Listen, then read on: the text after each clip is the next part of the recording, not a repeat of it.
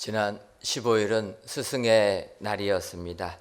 예년 같으면 스승의 날 행사가 많이 있었을 텐데 올해는 코로나19로 학생들 개학이 연기가 되어서 스승의 날이 있는지도 모르게 지나가 버리고 말았습니다.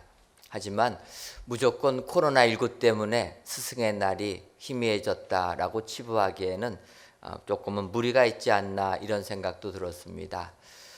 최근에 우리나라 어느새 소송에 대한 존경과 권위가 많이 무너져 버린 이런 시대로 바뀌었기 때문입니다.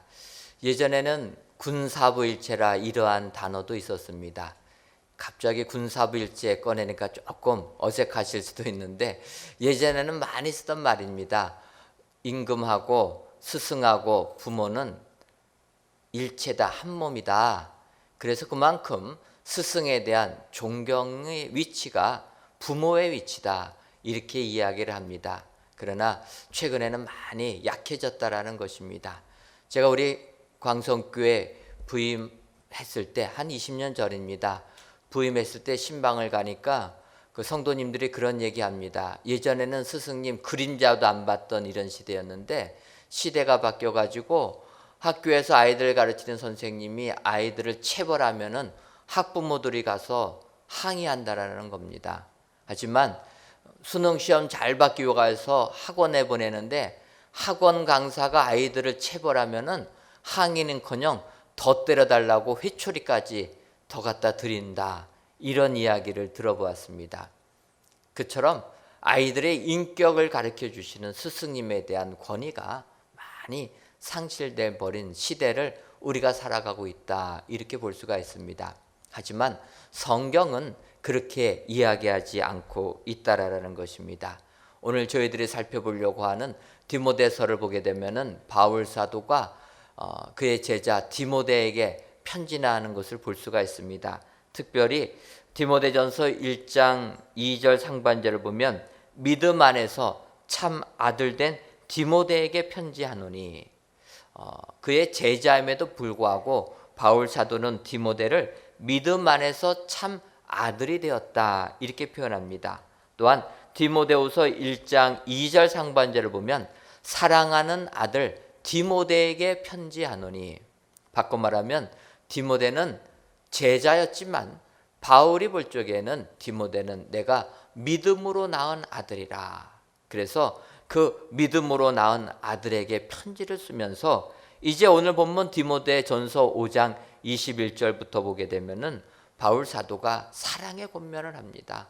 오늘 나오는 구절을 보게 되면 정말로 책망하기 위한 권면이 아니라 사랑해서 디모데가 이러한 삶을 살았으면 좋겠다, 권면해주는 나옹이 등장하게 됩니다. 따라서 오늘 이 시간에는 바울 사도가 권면해주는 그 권면을 보면서 은혜 받기를 소원합니다.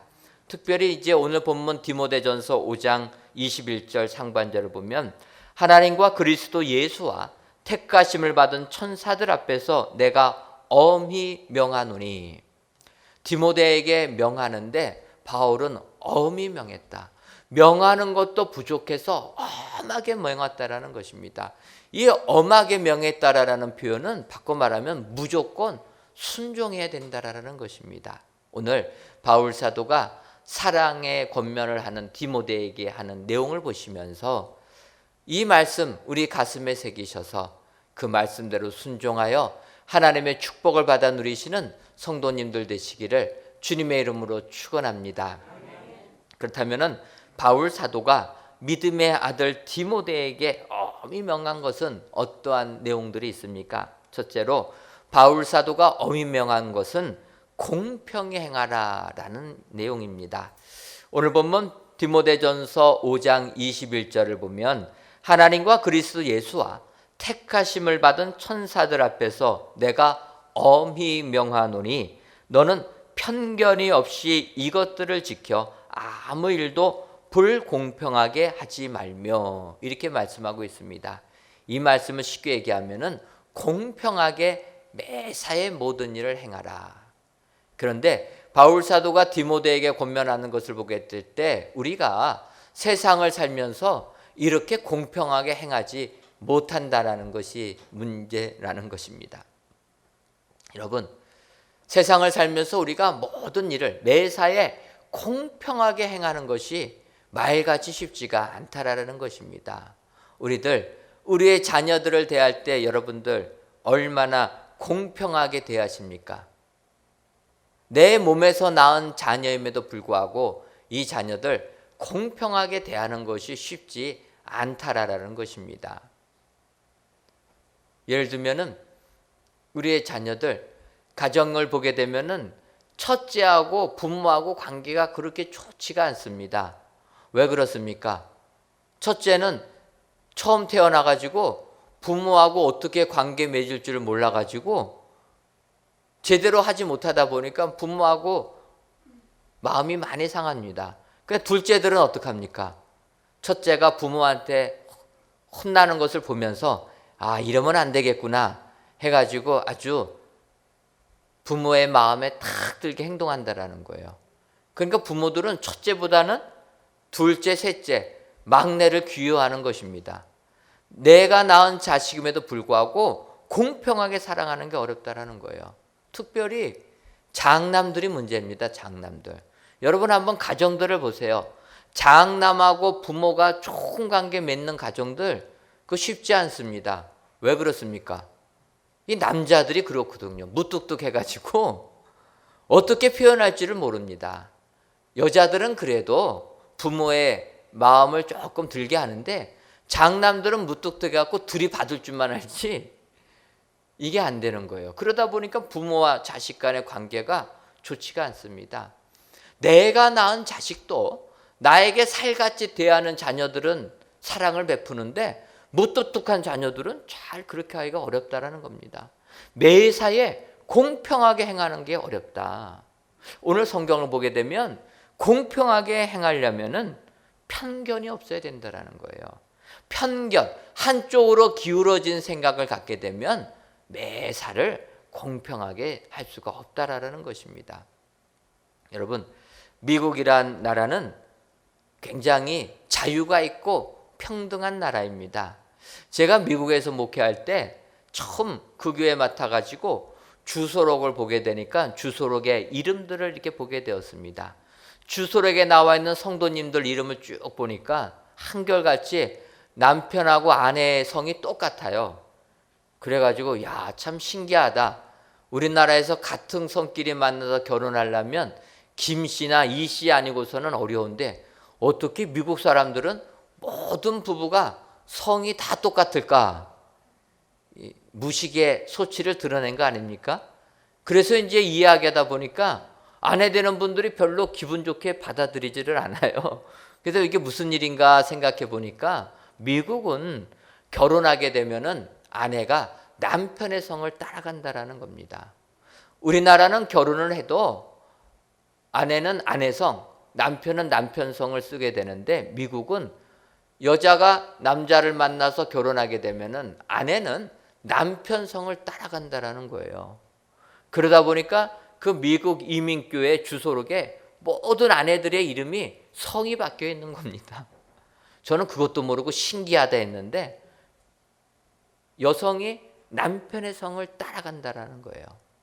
그래서 제가 유학하면서 학생들한테 미국인들한테 물어봤습니다. 아니 너네 나라들 이렇게 남녀 평등을 외치고 페미니스트들이 평등을 주장하고 있는 이런 세상을 사는데 왜 너네는 여자들이 결혼해서 자기 성을 버리고 남편 성을 따라가냐?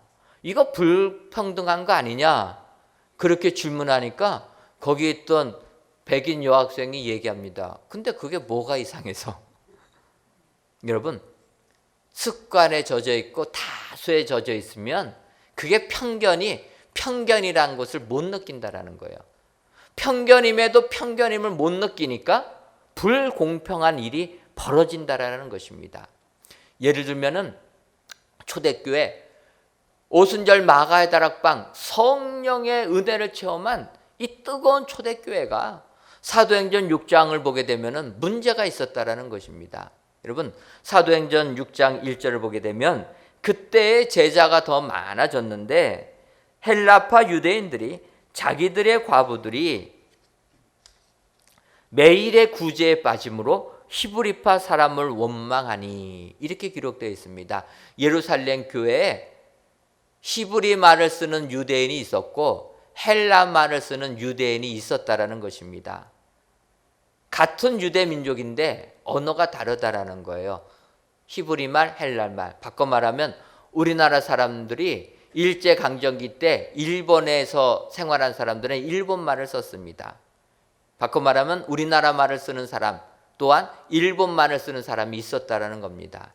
이들이 예루살렘 교회에 모이다 보니까 이제 히브리 말을 쓰는 유대인과 헬라 말을 쓰는 유대인이 있었는데 문제는 그 교회 안에 과부들, 힘든 사람들을 구제를 해주는데 매일 먹을 양식을 줄 때 헬라 말을 쓰는 과부들에게 쌀이 돌아가지 못했다라는 것입니다. 구제가 되지 못했다라는 거예요. 그래가지고 그 교회에서 문제가 생겼다라는 것입니다. 왜 그렇겠습니까? 그들이 일부러 헬라파 과부들을 무시해서 그렇겠습니까? 저는 예수 믿는 사람들이기 때문에 그렇지는 않았다고 봅니다. 하지만 그 당시 다수가 히브리파 유대인이다 보니까 자기들이 다수가 생각하는 게 맞다라고, 그래서 그 과부들을 도와주는 게 맞다라고 하다 보니까 헬라말을 쓰는 과부들을 제대로 못 돌봐준 것입니다. 바로 마음이 편견이 생기게 되면 우리가 그것을 바로잡기가 어렵다라는 것입니다. 매사에 공평하게 행하려면 우리들 편견을 없애야 될 줄 믿습니다. 이 편견이 없어지려면 어떻게 되겠습니까? 그것은 내 시각을 버리고 너의 시각으로 바라볼 때 편견이 없어지게 되는 줄 믿습니다. 우리는 내가 생각하는 것이 맞다라고 본다라는 거예요. 맞기 때문에 이것을 고치려고 안 한다라는 것입니다. 근데 문제는 내가 바라보는 것은 나도 모르는 사이에 굽어져 있다라는 거예요. 그래서 남의 시각으로, 너의 시각으로 바라볼 때 올바르게 된다라는 것입니다. 예를 들어 목사가 되다 보니까 결혼 예배를 많이 인도합니다. 여러분, 결혼 예배를 진행하다 보면은 이제 예배가 끝나고 나서 신랑 신부와 함께 사진을 찍게 됩니다.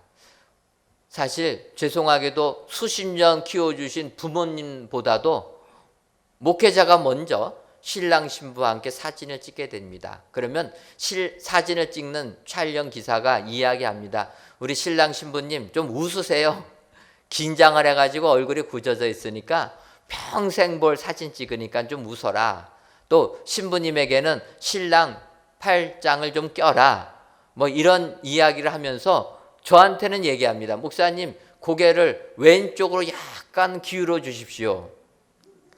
그래서 이제 그런가 보다 하고서 지나갔습니다. 그런데 또 결혼 예식을 마치고 사진 찍을 때가 되면은 촬영기사가 또 저한테 얘기합니다. 목사님, 왼쪽으로 조금 기울여 주십시오.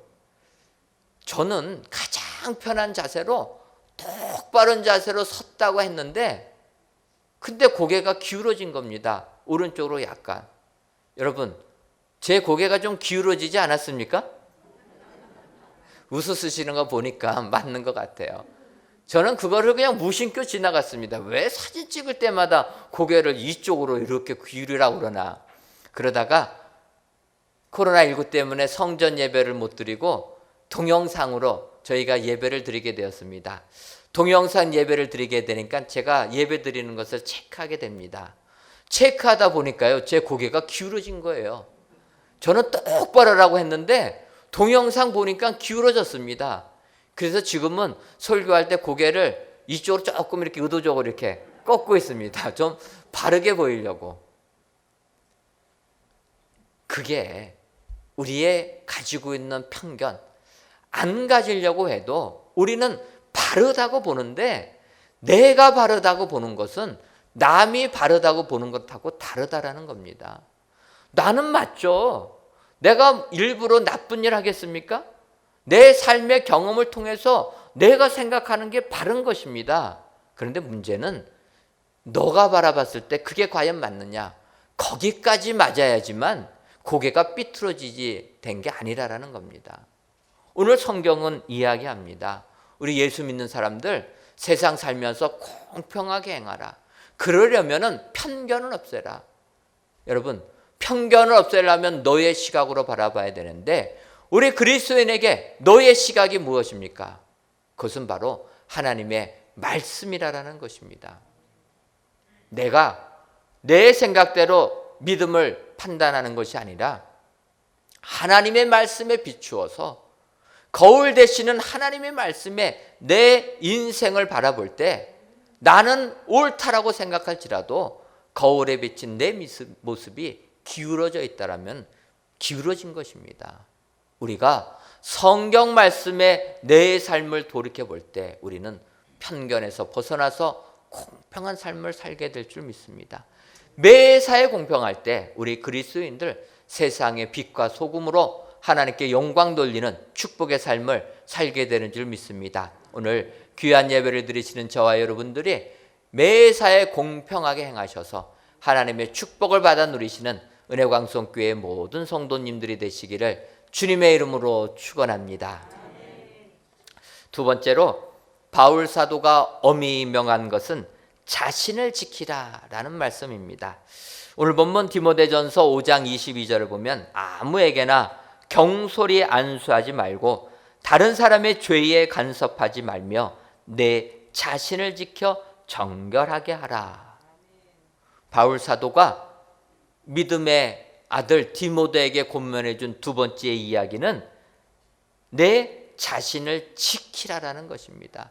지켜서 정결한 삶을 살아라. 그리스도인으로 내 자신을 지키는 게 중요하다라는 것입니다. 이 바울 사도의 권면을 보게 되면 한편으로 젊은 사람이 내 자신을 지키는 것이 얼마나 어려운 것인가 우리는 이것을 느낄 수 있다는 것입니다. 최근에 더 우리가 그것을 느끼지 않습니까? 여러분 어떤 부분입니까? 코로나19로 좀 유흥가 가지 말라고 하는데 이태원 클럽에 확진자가 생겨가지고 난리가 나지 않았습니까? 이태원 그 클럽에 주말에 다녀간 사람이 수천 명이 넘는 겁니다. 젊은이들이 그렇게 많이 모였다는 거예요. 여러분들 한번 이태원 클럽 가보십시오. 아마 입장도 못할 겁니다. 무슨 나이 드신 분들이 여기 오시냐고. 그 젊은이들이 이태원 클럽에 갔는데 수천 명이라는 거예요. 어디에서 왔습니까? 멀리 제주도에서부터 왔다라는 거예요. 저는 제주도는 이 육지에 있는 사람들이 좀 휴양을 하러 주말에 제주도로 놀러 가는 건 줄 알았습니다. 그랬더니 이번에 이태원 클럽 사건 보니까 제주도에 있는 사람들은 주말에 놀러 클럽에 온다라는 거예요. 그래갖고 이 젊은이들이 모이는 이태원 클럽을 통하여서 이 코로나가 그냥 퍼진 겁니다. 제주도뿐만 아니라 부산 안 논 사람들이 없습니다. 젊은이들이 이렇게 몰려왔다라는 거예요. 젊은 사람들, 오늘 바울이 권면합니다. 디모데는 젊지 않습니까?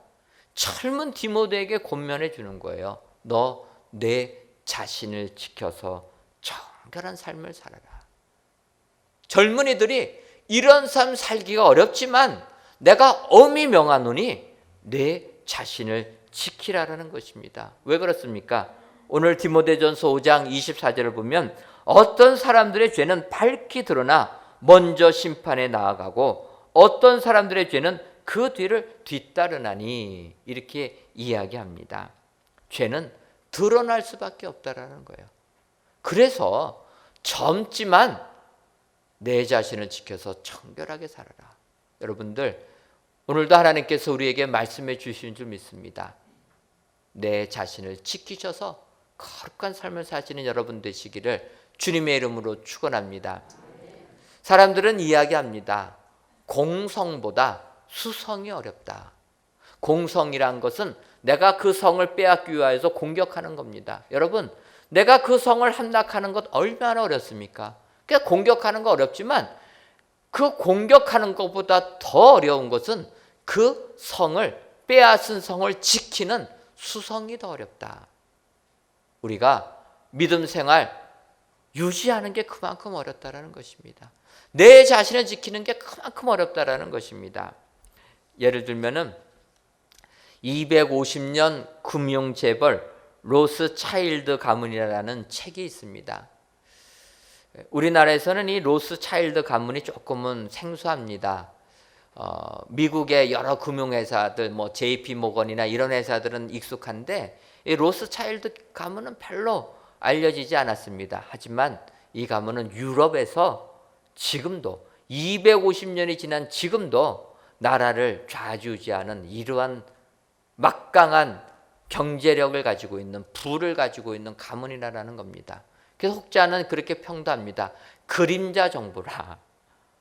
보이지는 않지만 그림자같이 정부를 움직이는 이러한 가문이다.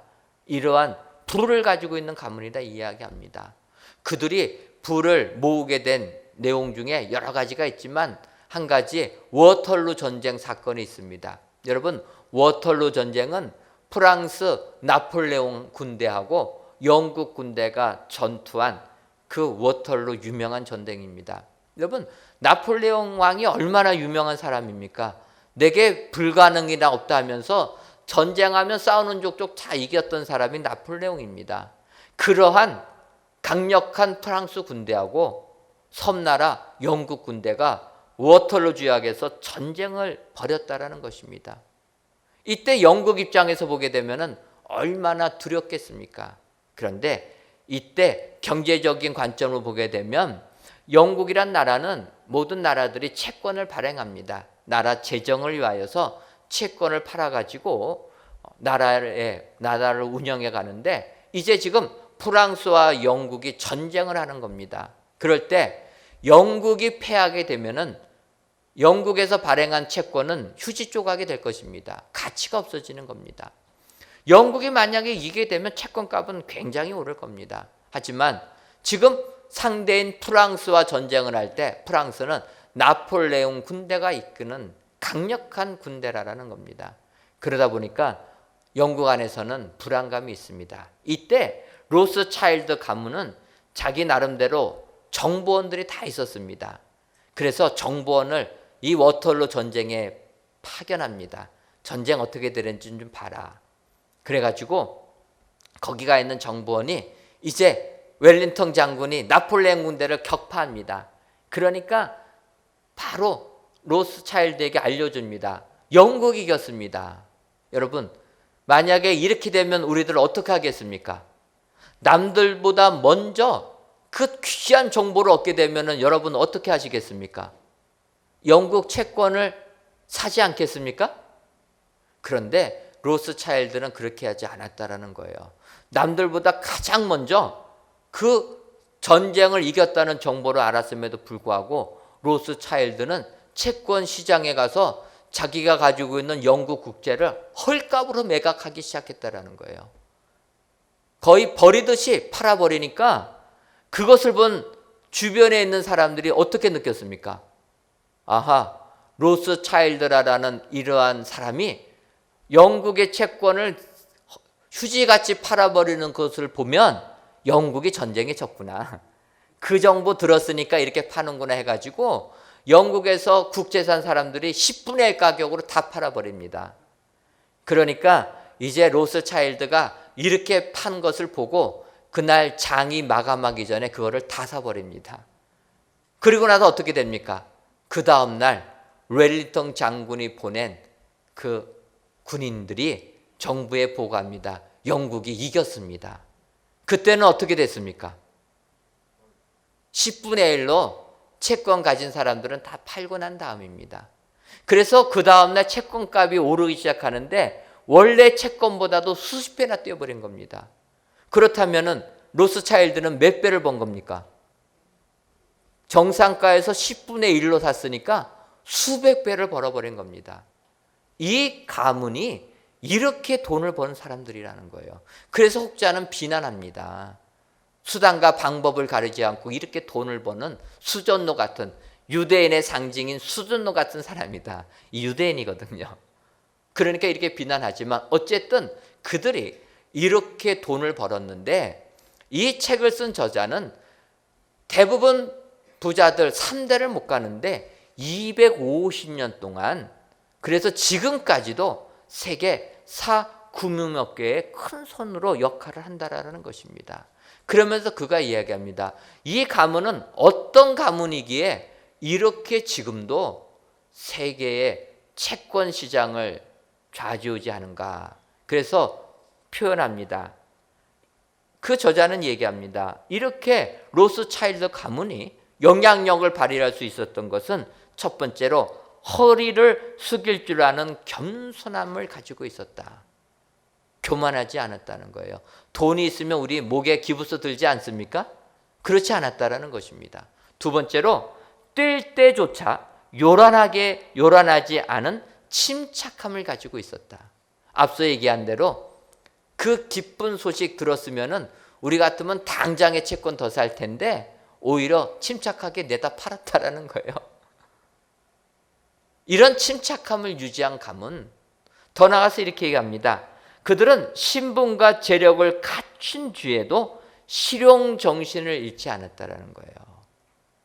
남에게 보여주는데 체면치레하는 데 나서지 않고 실용적으로 살았다라는 것입니다. 여러분, 우리는 얼마나 이렇게 살고 있습니까? 그러려면은 이런 로스차일드 가문의 예를 오늘 말씀으로 다시 바꿔서 표현하게 되면 내 자신을 지켰다라는 것입니다. 내가 힘이 있을 때 교만하지 않고 겸손했다라는 겁니다. 드러나지 않고 침착함을 유지했다라는 겁니다. 실용적으로 생각했다라는 거예요. 과시하려고 하지 않았다라는 것입니다. 우리는 이러한 하나님의 말씀을 들어야 될 줄 믿습니다. 내 자신을 지켜야 된다라는 거예요. 내 자신을 거룩하게 지킬 때 우리는 우리 주님으로부터 귀하게 쓰임받는 믿음의 사람이 될 줄 믿습니다. 하나님의 은혜 가운데 성전이 아름답게 건축됩니다. 이때 우리의 자신을 지켜야 될 줄 믿습니다. 우리 교회도 우리의 자리를 지켜야 될 줄 믿습니다. 주변에서 아무리 칭찬을 하고 주변에서 아무리 우리를 높여도 우리는 겸손한 교회가 되어야 될 줄 믿습니다. 드러내지 말고, 겉모습 드러내지 말고 실질적으로 하나님께 봉사할 수 있게 무엇인가 찾고 나갈 때 하나님께서 우리 교회를 더욱더 크게 들어서 주실 줄 믿습니다. 오늘 귀한 예배를 드리시는 사랑하는 성도 여러분, 어느덧 나이가 들다 보니까 우리들에게 충고해 줄 사람들이 점점 더 없어지는 나이가 되었습니다. 하지만 오늘 성경은 우리에게 권면해 주십니다. 너희가 비록 나이 들었어도, 너희가 비록 젊었더라도 하나님의 말씀을 들어라. 내 자신을 지킬 때 우리가 쓰임받는 사람이 된다. 성경이 약속해 주시는 줄 믿습니다. 오늘도 이 말씀을 기억하셔서 자신을 지킴으로 주님으로부터 쓰임받으시는 축복의 성도님들 되시기를 주님의 이름으로 축원합니다. 마지막 세 번째로 바울 사도가 엄히 명한 것은 육신도 챙기라입니다. 오늘 본문 디모데전서 5장 23절을 보면 이제부터는 물만 마시지 말고 내 위장과 자주 나는 병을 위하여 포도주를 조금씩 쓰라, 이렇게 권면하고 있습니다. 사실 이 구절은 교회 나오시면서도 술을 끊지 못하시는 분들이 무기같이 사용하고 있는 구절입니다. 술 먹지 말라 하면 어떻게 이 구절을 아셔가지고 성경 보니까 포도주를 먹으라고 하지 않냐, 나는 이 성경에 순종해서 술을 마신다, 이렇게들 얘기한다라는 겁니다. 사실 바울 사도가 언급하고 있기 때문에 우리가 아니다라고 할 수는 없습니다. 하지만 지금 바울은 연약한 디모데, 특별히 오늘 본문을 보게 되면 내 위장과 자주 나는 병을 위하여 포도주를 조금씩 쓰라. 바꿔 말하면 포도주를 치유하기 위해서 마시는 술이 아니라 너의 병을 고쳐주는 약으로 쓰라, 이런 의미라는 것입니다. 그래서 바울 사도는 그런 의미에서 포도주를 쓰는 것은 좋다라는 것입니다. 우리가 음식에도 포도주가 들어갈 때가 있습니다. 음식에도 술이 들어가지 않습니까? 근데 그렇게 음식의 맛을 내기 위해서 들어가는 술을 우리는 술이라고 얘기하지 않습니다. 소화제도 있습니다. 우리가 수십 년 동안 먹었던 가스 뭐 있지 않습니까? 거기에도 알코올이 들어가 있습니다. 그럼 우리가 술 먹은 겁니까? 소화제 먹은 겁니다. 약으로 쓸 때는 아니라는 거예요. 지금 바로 바울 사도는 디모데에게 그렇게 이야기하는 겁니다. 너 연약한데 너의 위장, 자주 나는 병을 위하여 포도주를 쓰라. 이 부분을 보게 되면 디모데는 젊음에도 불구하고 위장이 좀 안 좋은 사람이다라는 것을 느낄 수가 있습니다. 여러분, 위장이 안 좋으면 입맛이 없습니다. 왜 그렇습니까? 위장이 안 좋으니까 소화가 안 되는 겁니다. 소화가 안 되니까 벌써 몸에서 음식 위로 넣지 말라고 입맛을 떨어뜨려 버린다라는 거예요. 소화가 안 되니까. 그래서 여러분, 위장이 나쁜 분들은 입맛이 없어서 흔히들 우리가 얘기하는 대로 수저를 들었다 놨다 저분으로 깔짝깔짝 한다 하지 않습니까? 그렇게 잡수시다가 그냥 놓는 거예요. 우리는 어떠합니까? 밥이 없어서 못 먹는데 얼마나 꿀같이 답니까? 그런데 위장이 약한 사람들은 아니라는 거예요. 위장이 약해서 그래서 음식을 많이 섭취를 못하면 영양분이 부족하게 되는 것입니다. 영양분이 부족하면 우리 몸에 힘이 없어지게 되는 거예요. 영양 공급이 안 되니까. 그래서 위장이 약한 사람은 몸이 약해질 수밖에 없다라는 것입니다. 바울은 젊은 디모데에게 육신도 챙기라고 이야기하는 겁니다.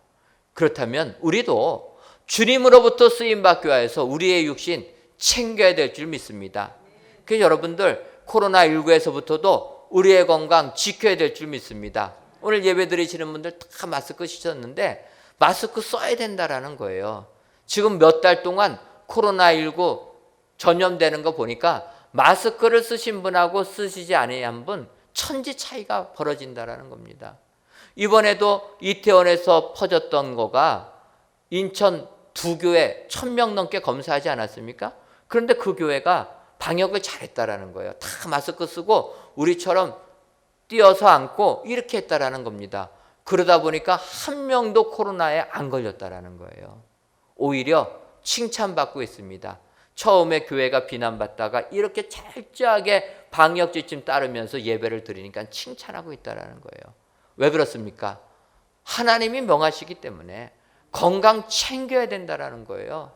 여러분, 코로나19에서부터 여러분 건강 챙기시기를 바랍니다.